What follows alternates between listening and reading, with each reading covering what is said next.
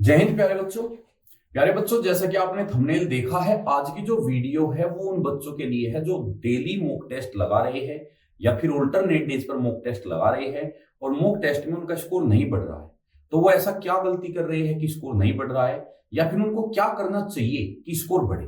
देखो भाई, mock test के लिए सबसे पहली बात तो मैं ये बताता हूं कि आप बहुत जल्दी डिमोटिवेट हो जाते हो। अगर पेपर इजी है तो मार्क्स अच्छे आ गए तो आप बहुत ज्यादा खुश हो जाते हो कि मेरी तो तैयारी हो चुकी है।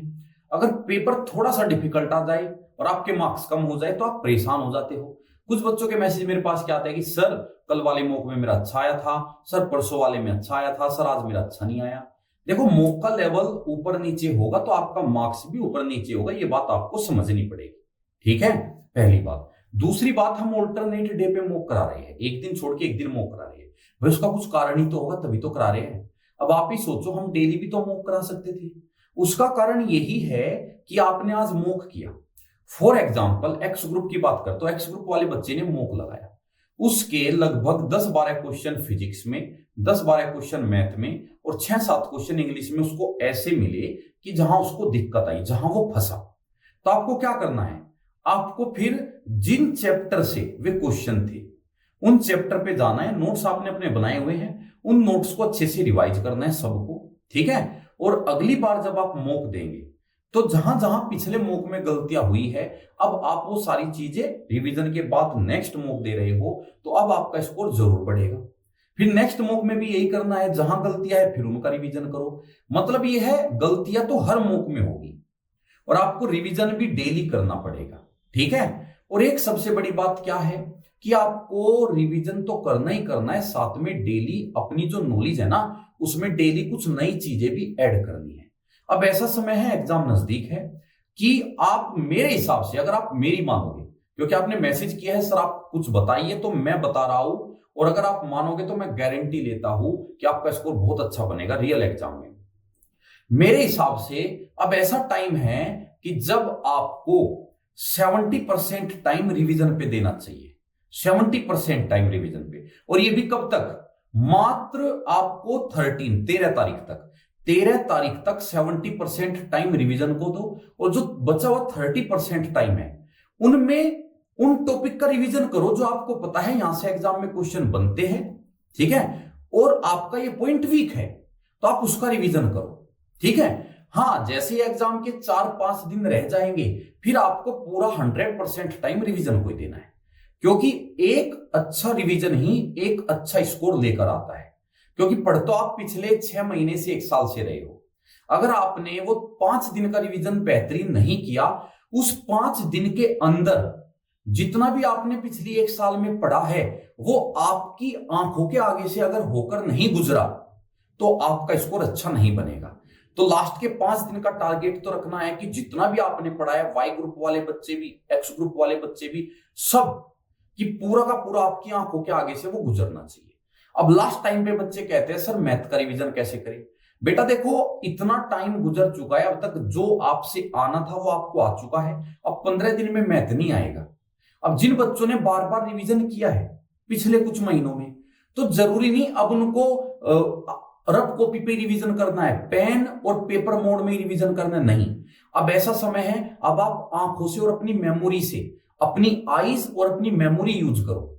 जैसे कोई भी वीडियो आपके पास, सबके पास कोर्स है, तो आपने सपोज करो आपका डीएसटी डिस्टेंस स्पीड टाइम जो है वीक है, तो आपने नोट्स ओपन कर लिए या टीचर जो पढ़ा रहा है इनटू 2x में कर ली वीडियो, क्वेश्चन देखो, मेमोराइज करो चीजों को, आगे से आगे सॉल्यूशन देने की कोशिश करो, टीचर से आगे अपने दिमाग को लेके चलो। अगर आपने आईज और मेमोरी बेस रिवीजन कर लिया, और ये रिवीजन बहुत फास्ट होता है, इसमें बहुत ज्यादा समय नहीं चाहिए, अगर आपने ये हैबिट डेवलप कर ली तो मैं गारंटी लेता हूं आप एग्जाम में 4-5 मिनट का समय बचाओगे, रागा पोर्शन में भी जहां समय नहीं बचता बच्चों के पास। ठीक है, ऐसे ही वाई ग्रुप वालों को करना है, ऐसे एक्स ग्रुप वालों को करना है। ठीक है, और मार्क्स थोड़ा ऊपर नीचे होता है, उसकी टेंशन मत लो, वहां पे पेपर कैसा आएगा डिसाइड उसी से होगा कि भाई आपका स्कोर कितना बनेगा। मॉक टेस्ट में सिर्फ ये है कि जो गलतियां होती है वो सही करना हम सीख जाते हैं, ये नहीं कि मॉक टेस्ट में ये स्कोर आ रहा है तो वहां भी वही आएगा। अगर आपकी तैयारी अच्छी है तो मॉक टेस्ट से ज्यादा भी आ सकता है, और अगर पेपर वहां डिफिकल्ट आ गया तो मॉक टेस्ट से कम भी आ सकता है। तो उससे आप टेंशन मत लो, एक दिन छोड़ के एक दिन मॉक लगाओ। एक ही प्लेटफॉर्म से मत लगाना, सिर्फ कैडेट डिफेंस एकेडमी से लगाओ, मैं ये सजेस्ट नहीं करूंगा। अलग अलग प्लेटफॉर्म से मॉक लगाओ, कारण एक प्लेटफॉर्म से जब हम मॉक लगाते हैं ना, रेगुलर मॉक लगाते हैं, तो हमारा माइंड जो है 10-15 मॉक लगा के उसको हैक कर लेता है, स्ट्रेटेजी को हैक कर लेता है, हैबिचुअल हो जाता है उसके साथ, क्योंकि डेली वही लेआउट आता है, जैसे उसने पेपर खोला लेआउट सेम है, फॉन्ट साइज सेम है, तो वो हैबिचुअल हो जाता है उसका। तो आप अलग अलग प्लेटफॉर्म से मॉक टेस्ट जरूर लगाना, क्योंकि हर प्लेटफॉर्म पे लेआउट बदलेगा, हर प्लेटफॉर्म पे फॉन्ट साइज बदलेगा, ठीक है। इस प्रकार आपको बहुत अच्छी हैबिट डेवलप हो जाएगी पेपर को सोल्व करने की, अलग अलग प्लेटफॉर्म से अगर लगाओगे।